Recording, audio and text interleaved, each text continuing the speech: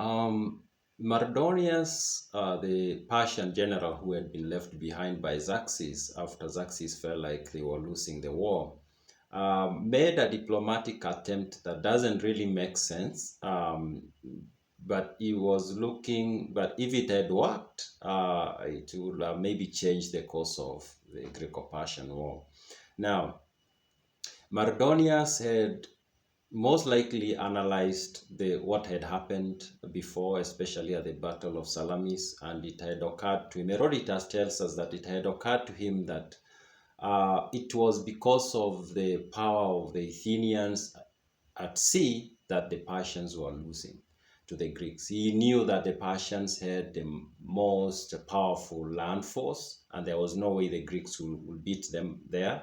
But they were losing the war because they didn't have a matching strength at sea. And he had analyzed the situation and realized that if they could take away the Athenians away from the other Greeks, then there was a chance of them beating the Greeks. And so he sent a message to the Athenians. But before I say this, I need to remind you that the reason the Persians came to Europe, or the reasons that they gave the Persians, the king gave the Persians, is that they were coming to Europe to punish the Athenians.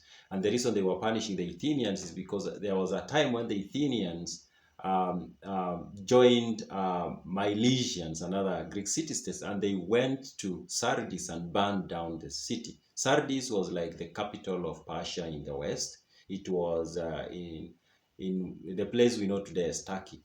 So, and because of that act of the Athenians, Darius had swore to punish Athenians. And when he died, Xerxes was reminded by those around him that your father wanted to punish Athens, and you need to do that. And so that's why they came to Europe. So it's having that understanding, this now becomes a little bit weird and doesn't really make sense, because now Mardonius, who has been left behind by Xerxes, decides the best way to beat the Greeks is to get the Athenians on their side. And he sends a message to the Athenians. And the person he chooses to take this message to the Athenians is a guy known as Alexander, a son of Amintas. And Alexander was a king in Macedonia. This is not the same like Alexander.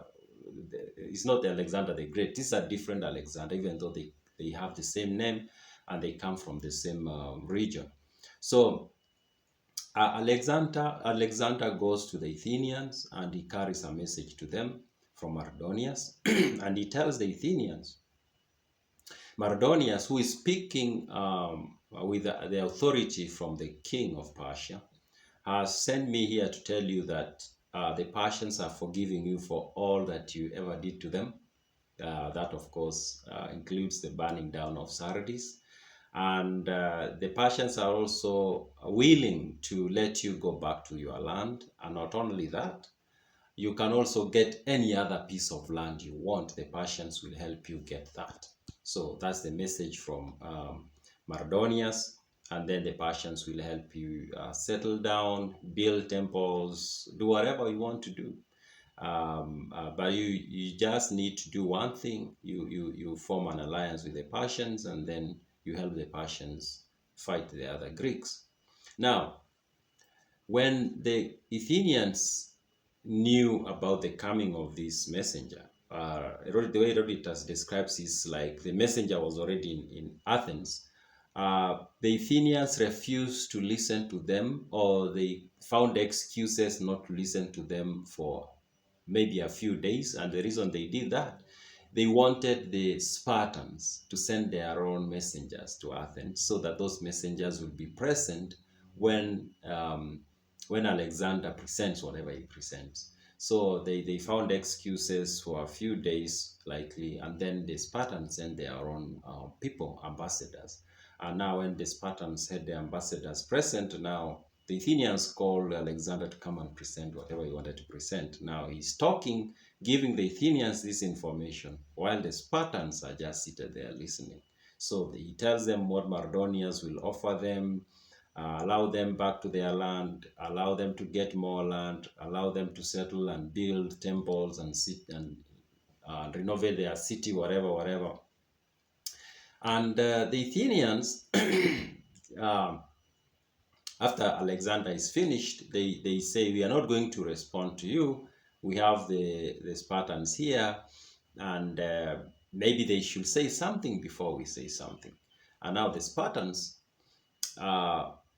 the Spartan ambassadors start talking, and they tell the Athenians, like now they are talking to the Athenians, not Alexander. They tell the Athenians, the war we've been fighting was caused by you people. We've sacrificed a lot for you people. If it wasn't for you people, we most likely this war would not have happened. So it would be like you people are not appreciating our help if you go ahead and join the Persians and start fighting us. It doesn't even make sense. And they also tell them, the Persians have sent here, Alexander of Macedonia. Again, I have to repeat, this is not the same Alexander, or it's not Alexander the Great. This is a different Alexander. This person is a tyrant in his home. He's also representing a tyrant here. You Athenians are people who have been spreading democracy. Like you people profess freedom. So it doesn't make sense that you people will listen to a tyrant advise you and also form an alliance with a tyrant against people who are like you, as Spartans and maybe Corinthians and others.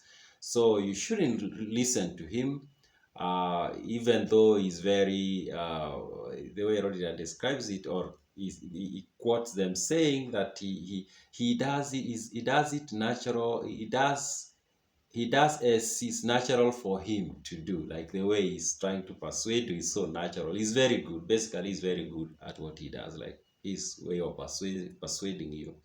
So the Athenians listen, and now they have the last word, and they tell they tell Alexander, unfortunately, we are not going to join you. It doesn't make sense that we are going to abandon our allies, the Spartans and others, Corinthians and others, and join you. It does not make sense. So you just go and tell Mardonius or Xerxes that we are not interested. And that was that. Alexander left. Now, this Alexander was a very interesting character, because later on, he was an ally of the Persians. Later on, when Mardonius was fighting the Greeks, he comes at night to the Greeks at night, and he brings them information about what the Persians were planning. It looks like he had realized that Mardonius was going to lose anyway.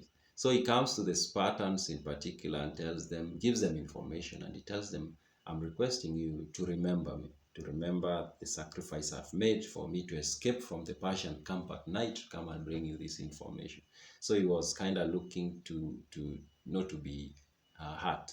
I don't remember whether Herodotus does tell us what happens to Alexander later on when the battle happens. I don't remember him mentioning whether he was killed, whether he was let go. It's like the last time we hear about him is when he comes at night to talk to the Greeks, and especially the Spartans. Yeah, so this approach by Mardonius failed. Like many other things Mardonius tried, this one failed.